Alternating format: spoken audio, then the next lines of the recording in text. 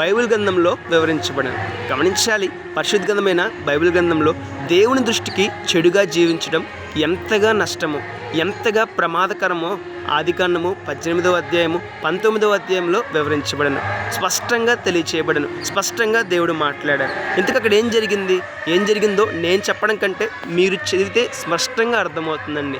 ఇంతకు అక్కడ ఏం జరిగిందంటే, ఒక పట్టణం ఉన్నది. ఆ పట్టణంలో ఉన్న ప్రజలు దేవుని దృష్టికి చెడుగా జీవించారు, దేవుని దృష్టికి కోపం తెప్పించారు, దేవుడు అసహించుకునేలా జీవించారండి, దేవుడు దూరం అయ్యేలా జీవించారండి.